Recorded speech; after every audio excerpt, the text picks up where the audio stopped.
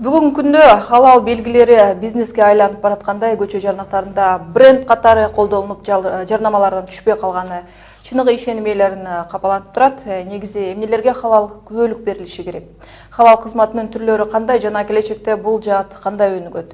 Биздин кабарчыбыз билип көрдү. Бишкектин так ортосунда жайгашкан заманбап стилдеги халал белгилери бар мейманкана. Бул жерге күн сайын жүздөгөн чет өлкөдөн меймандар келип түнөп кетишет. Кардарларды тейлөө жагынан дагы светтик мейманканалардан көп деле айырмасы жоктой көрүнөт. Самое главное отличие наших Биздин отелде продукциялардын баары халал. Башка мейманканалар өзгөчө коноктор үчүн гана мындай кызмат көрсөтсө, бизде баарына бирдей таза халал тамактарды сунуштайбыз. У нас это каждый день сервируется халал завтрак, халал еда. Мейманкананын халал белгилерин көрүп, аны тастыктоочу күбөлүгүнө кызыктык.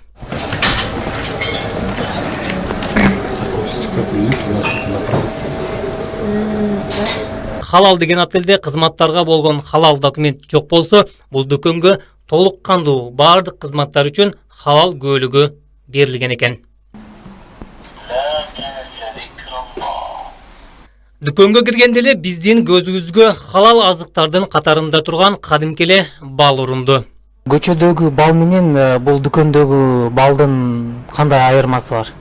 Эч кандай деле айырмасы жок, бирок биз ага кепилдик бере албайбыз, а буга биз кепилдик бере алабыз. Таза экендигине, эч кандай кошулмасы жок экенине биз кепилдик бере алабыз. Биздин кардарларыбыз дагы бал сурашканынан ошол үчүн койгонбуз. Халал белгисинин бизнес катары колдонулуп, ар кайсы билбордтордо бренд катары популярдуу болуп баратканы чыныгы ишеним ээлерин капалантып турат. Исламга болгон мамиле жагынан карай турган болсок, бул ыйык динибизге шылдыңдуу. Мисалы, машине халал, аба халал жана башкалар буга олуттуу мамиле жасаш керек деп ойлойм. Халалды толук түшүнүү үчүн окуш керек, эмне экенин үйрөнүш керек. Качан илимин халалды сүйлөгөнгө жетсе гана сүйлөшүң керек. Бул оюнчук бизнес эмес. Бүгүнкү күндө соода менен алектенгендер халал сертификаттарын ар кандай жолдор менен сатып алууга умтулууда. Алардын кээ бирлери халалдын талабына ылайык иштеп жатса, айрымдары бул марканы өз кызыкчылыгына колдонууну максаттоодо. Это мы сначала тоже мы не знали, просто как люди писали, мы тоже писали просто так халал. Биз мурун адал деп жазгандыктан Кудай алдында тазабыз деп жаза берчүбүз. Күбөлүбүз да жок эле. Бирок кийин түшүндүк, атайын күбөлүк да сатып алдык. Учурда шарият талаптарына ылайык иштеп жатабыз. Халал бир гана чочконун же башканын эти эмес. Халал дегенде Кудайдын алдында жооптуу болушубуз керек. Входит халал, если должен быть халал, люди должны быть перед Богом отвечать. Ал эми Кыргызстанда эмне халал, эмне харам ага күбөлүк берүүнү жеке компания колго алган. Халалды тастыктоочулар бизнес борборлордун биринде отурушат. Халал күбөлүгүн берүүчүлөр мындан 5 жыл мурун түзүлгөн. Буга чейин мекеме Кыргызстандын дин башкармалыгы менен чогуу иш алып барган. Кийинчерээк өзүнчө иштөөнү чечип, дүйнөлүк стандарттарга ылайык жекече халал күбөлүк бере баштаган. Жеке ишке катары мына биз каттоодон өткөнбүз. Биз кылган кызматыбыз акча болот. Канча сом турат берсиң? Биздин ишкананын өзүнүн прайсы бар. Дүйнөдө эң арзан акы биздики. Не, орточо стандарт айтылат.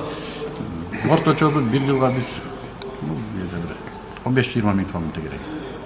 Ошондой эле халал күбөлүк берүүдө жеке жактарга альтернатива катары мамлекет дагы иш алып барат. Мамлекеттин халал сертификаты жеке жактардан муфтият менен иш алып барганы жагынан айырмаланат. Талаптары жеке жактар берген халал күбөлүк менен бирдей эле. Баасы болсо жеке жактарга салыштырмалуу 2 эсе арзан турат. Альтернативы со стороны государства было. Бир сөз менен айтканда, мамлекет жеке компанияларга альтернатива катары кызмат кылып жатат, элдерге туура маалыматты жеткирүү үчүн. Кимге көбүрөөк ишенүү, ал кардарлардын эрки. Бизде талап катуу болуп жатат. Ар бир товарды биз маркировкалап баштайбыз. По убойному цеху, где на процесс убоя. Одним словом, сейчас государство дало альтернативу. Өлкөдө халал стандарт боюнча кайчы пикирлер азырынча толук жообун тапчууда эмес. Себеби халал стандартка өтүү процесси эми эле башталып атыптыр.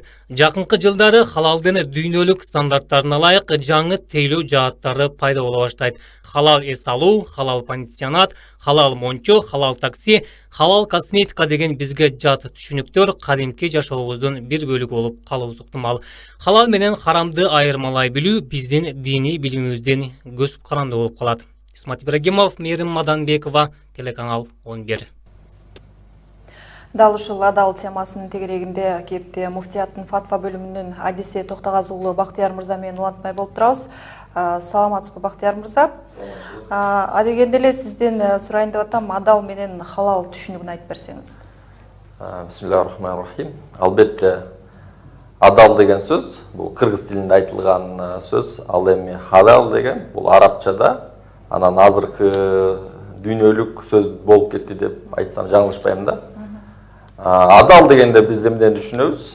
Адал дегенде же болбосо халал дегенде эмнени түшүнөбүз? Бул шариатка ылайык бардык ушул тамак аш болсун, союлган мал жан болсун, ушул шариатта тыюу салынган арам болбогон нерселердин бардыгы бул адал деп эсептелинет. Ал эми азыркы учурда баягы бизде сертификат берүү маселеси дагы бар. Бул жакта жеке ишкерлер бар, жеке адамдар сертификат бергендер.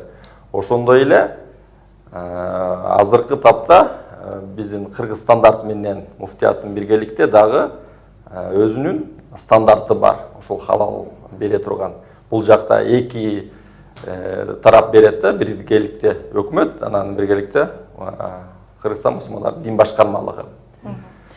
Негизи халал күбөлүк бизнеске айланып баратабы деген суроо да туулат да. Негизи Кыргызстанда бул жаатты ким толук көзөмөлгө алышы керек? Бул жаатта бир маселе бар. Бул ошол халал сертификация бул ыктыярдуу да. Ошондуктан бул жакты өкмөт толук кандуу көзөмөлгө ала элек. Анткени бардык эле ишкерлерди сөзсүз түрдө стандарт алышың керек деген дагы бул баягы биздин мыйзамга да конституцияга келбей калат деген негизде булар ыктыярдуу негизде гана беришет. Бирок мындай жалпылай мусулманчылыктын негизинде ушул муфтият көзөмөлдөгөн абзел. Тамак аштардан тышкары халал күбөлүк кызматтарга тейлөө да берилип жатпайбы?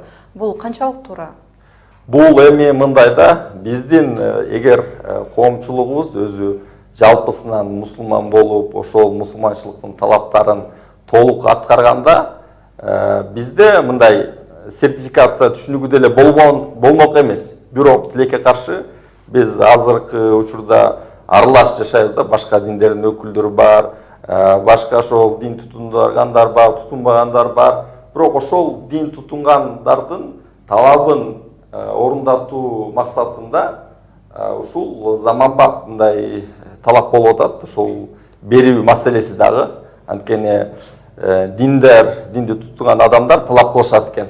Бизге ушундай шарттар болсун деп, ушул замандын талабына жараша бул сертификат берүү маселеси дагы бар да азыркы учурда. Бул эми бизде азыр жеке тараптан берилип атса керек, бирок азыркы биздин мамлекет менен берүү маселесинде тарабында азыр бул маселе келе элек биз азыр. Негизи сиз айтып атпайсызбы, дин тутунгандардын талабы болду деп. Кантип айналса болот? Чындап эле ошол халал сертификациясы берилген деп.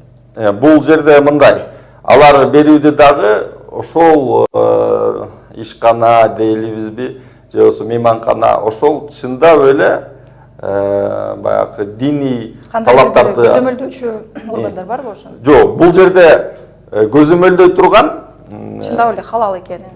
Көзөмөлдөй турган ошол бир өзүнчө бир көз карандысыз топ болуш керек, сөзсүз түрдө. Анан ал бергенде дагы алар ошол өзүнүн мойнунда да Кудай Тааланын алдында канчалык деңгээлде ал жоопкерчиликти аткарат. Алып эле баягы өзүнүн балким туура эмес иштерин кылабы, же чындап эле толук кандуу өз ишин аткарабы? Кыргызстанда ошо сертификат бөлүп аткан жайларда кайсынысында мындай канча пайызы толук мындай динге туура дал келген сертификаттарды берип атат деп ойлойсуз? Мен эми біз ушул тармакта баарыбыз жапа-тырмак биргеликте, биримдикте иштешибиз керек да. Кайсы тарап ошол сертификатты бербесин, толуккан. Бул жерде сертификатты албастан деле ошол диний талаптарга ылайык кылып, анын тамак ашы деле адал болушу мүмкүн. Ал сөз түрдө баягы мажбурлоо жок да, сөз түрдө сен сертификат албасаң арам болуп калат дегенден алысмын. Ошондуктан бардыгы толук кандуу, эгер адал продукту чыгарам десе, ошол талаптарды толук бойдон аткарып кыла берсе болот да. Бактияр мырза, маегиңизге рахмат айтам. Муфтияттын фатва бөлүмүнүн адиси Токтогазы уулу Бактияр менен халал индустриясы тууралуу маектештик. Рахмат сизге.